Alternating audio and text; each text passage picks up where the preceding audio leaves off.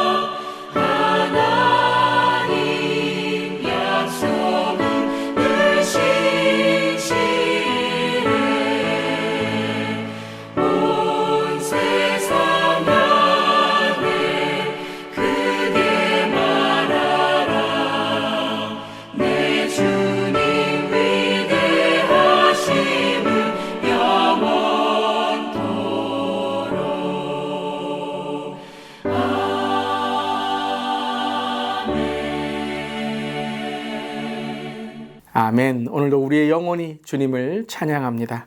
오늘 멜키티 말씀은 열왕기 하의 말씀 15장 1절부터 12절까지의 말씀입니다. 하나님의 말씀 함께 나눕니다. 이스라엘 왕 여로보암 제27년에 유다왕 아마샤의 아들 아사랴가 왕이 되니 그가 왕이 될 때의 나이가 16세라. 예루살렘에서 52년간 다스리니라. 그의 어머니의 이름은 여골리아라. 예루살렘 사람이더라. 아사랴가 그의 아버지 아마샤의 모든 행위대로 여호와 보시기에 정직히 행하였으나 오직 산당은 제거하지 아니하였으므로 백성이 여전히 그 산당에서 제사를 드리며 분향하였고 여호와께서 왕을 치셨으므로 그가 죽는 날까지 나병 환자가 되어 별궁에 거하고 왕자 요담이 왕궁을 다스리며 그 땅의 백성을 치리하였더라. 아사랴의 남은 사적과 행한 모든 일은 유다왕 역대 지략에 기록되지 아니하였느냐? 아사랴가 그의 조상들과 함께 잠에 다윗성에 그의 조상들과 함께 장사되고 그의 아들 요담이 대신하여 왕이 되니라.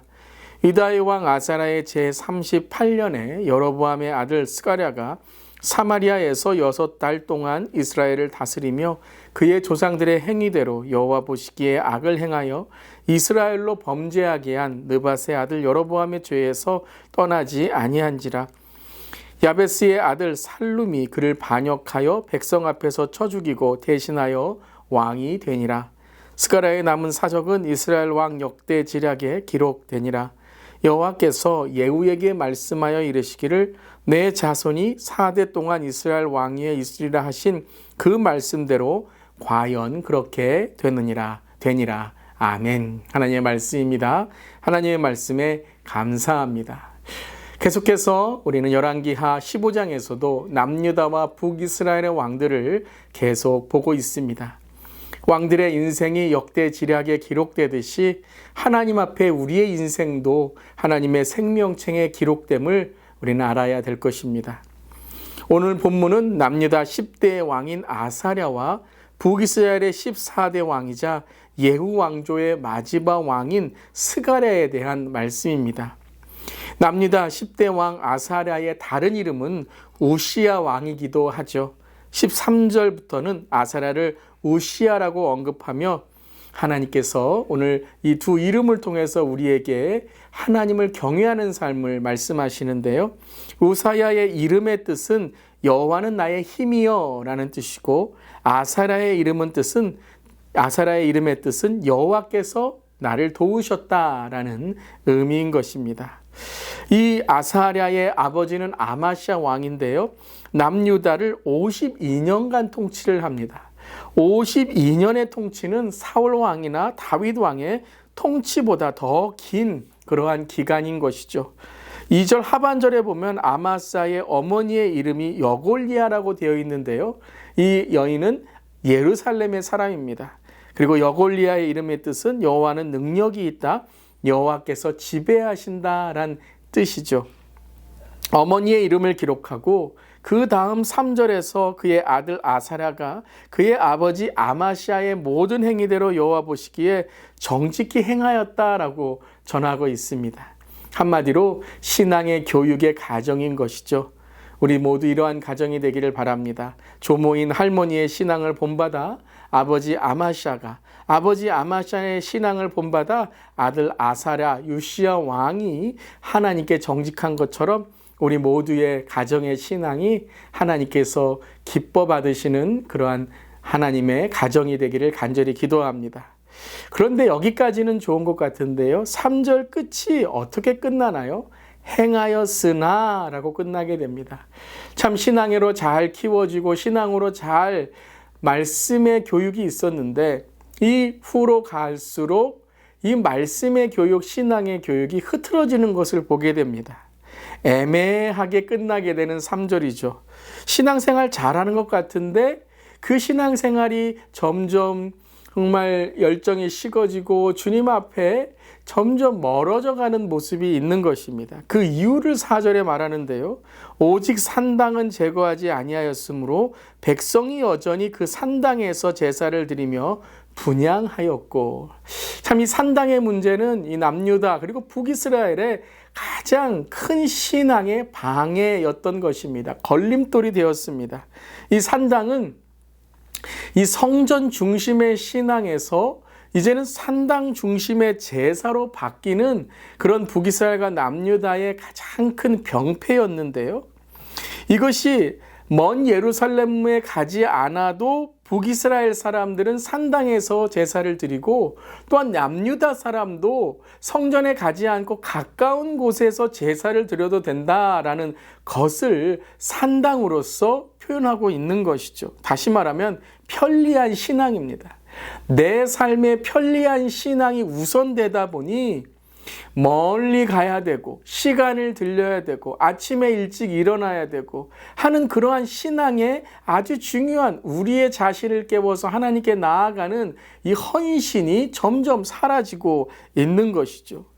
요즘에 온라인 예배가 참 우리에게 좋은 그런 도구가 되지만 때로는 온라인 예배, 유튜브에서 우리가 듣는 말씀이 그저 편리함, 우리가 유용함으로써 신앙을 판단하고 있지 않은가 생각해 보기를 간절히 기도합니다.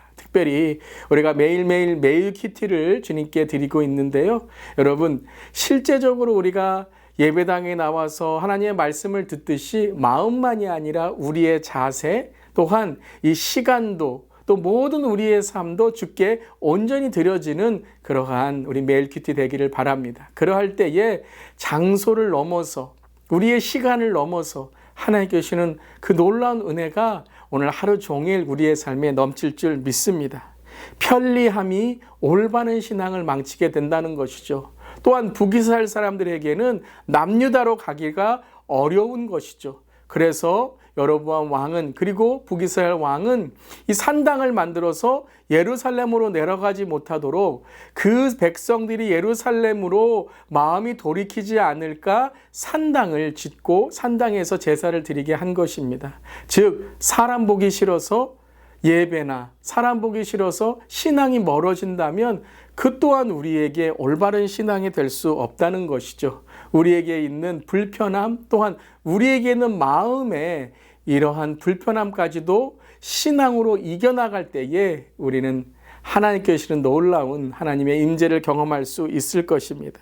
그런데 오늘 말씀에서는 그뿐만이 아니라 이 아사랴, 이 우시야 왕이 하나님께 벌을 받게 됩니다. 심판을 받게 됩니다. 그래서 죽는 날까지 나병을 앓으면서 별궁에 격리된 채 그의 인생이 끝나게 되죠. 그 이유를 역대하 26장에서 발견할 수 있는데요. 역대하 26장 16절부터 21절에 하나님의 은혜로 전쟁에서 승승장구하자 교만해져서 제사장 대신 자신이 성전에서 하나님께 분향하려다가 나병에 걸린 것입니다. 여러분, 또 하나 이 아사랴, 이 신앙을 볼 때에 우리가 하나님과 너무 가깝다, 하나님이 나에게 참 많은 축복을 주셨다라는 것을 내가 하나님께 예의 없이 할 때가 있습니다. 하나님을 그냥 함부로 할 때가 있습니다. 특별히 우리가 어렸을 때부터 신앙을 갖게 되면 하나님께 대한 경외심이 때로는 많이 부족할 때가 있습니다. 그냥 가까운 하나님, 사랑의 하나님, 은혜의 하나님, 항상 내가 보아왔던, 항상 예배드리는 하나님, 그래서 예배에 대한 경외심이나 예배에 대한 두려움이 없는 것이죠. 그러한 것과 동일합니다. 하나님께 제사를 드리는데 자기가 제사장을 대신해서 분향하려다가 하나님께 심판을 받게 되는 것이죠. 그러한 아사랴의 안타까운 모습을 보게 됩니다. 그리고 8절 이후부터는 여로보암 2세의 뒤를 이어서 스가랴가 북이스라엘 왕이 되는데 얼마나 여러분 참 안타까운가 하면 6개월밖에 이 왕의 자리에 있지 아니합니다. 야베스의 아들 살룸의 반란으로 이 스가랴가 심판을 받게 되는데요. 그 이유가 악한 왕이었다라는 것이죠. 그리고 이 스가랴는 예후의 자손입니다. 그래서 12절에 여호와께서 예후에게 말씀하여 이르시기를 내 자손이 4대 동안 이스라엘 왕위에 있으려 하신 그 말씀대로 과연 그렇게 되리라. 그래서 예후를 통해서 하나님이 말씀하실 때 네가 4대로 왕위를 이으리라. 그 후손이 4대째 된 것이 바로 스가랴 왕인 것이죠. 그리고 스가랴 왕을 끝으로 예후의 왕조는 이제 역사의 뒤안길로 사라지게 되는 것입니다. 하나님의 선하심만이 아니라 하나님의 심판까지도 신실하게 이루어짐은 우리는 알아야 됩니다. 하나님은 여전히 하나님의 약속을 남유다에게도 성취하시지만 북이스라엘의 악함을 보시고 그 심판을 북이스라엘의 예후의 왕조에 이루심을 우리는 깨닫게 되는 것이죠. 사랑하는 성도 여러분, 오늘 우리의 삶 속에 애매모호한 신앙을 버리기를 바랍니다. 그저 편리한 신앙, 그저 쉽게 하려는 신앙을 우리가 우리의 삶 속에 하나님 앞에 내어놓고 십자가로 또 우리 오늘 하루 영적으로 깨어있는 우리 모두 되기를 바랍니다. 그리고 신실하신 하나님은 선함만이 아니라 악함에도 하나님의 약속을, 하나님의 말씀을 성취하심을 깨닫는 우리 모두 되기를 바랍니다. 두 가지의 기도 제목입니다. 주님의 말씀은 반드시 성취됨을 믿으며 우리도 주님의 말씀 앞에 늘 신실하고 진실하게 하소서. 앞과 뒤가 다른 애매한 신앙을 회개하게 하시고 모든 상황에도 주님께 기쁨이 되는 확고한 믿음을 갖게 하여 주시옵소서. 그런 우리 모두기를 간절히 기도합니다. 아멘. 기도하시겠습니다. 하나님, 반복되는 불순종에도 불구하고 사랑과 긍휼로 오래 참으시는 하나님 감사드립니다. 하지만 우리의 삶의 끝은 하나님께 주신 신실함처럼 우리도 신실한 하나님의 성도 예수 그리스도의 제자가 되어야 되는 줄 믿습니다. 오늘도 성령 충만하여서 애매모호한 신앙, 앞과 뒤가 다른 신앙 되지 않게 하시고 어디에서나 하나님을 동일하게 섬기는 우리 모두에게 하여 주시옵소서. 특별히 편리하고 우리가 쉽게 하려는 신앙이 너무나도 많이 있습니다. 하나님 아버지, 율법은 되지 않아야 되겠지만 율법적인 우리의 신앙이 아니라 더 헌신적인 신앙이 될 수 있도록 주님 도와주시옵소서. 예수님의 이름으로 기도드리옵나이다. 아멘. 오늘도 이 말씀을 통해 우리의 삶이 오늘 하루 하나님의 기쁨이 되기를 바랍니다. 아멘.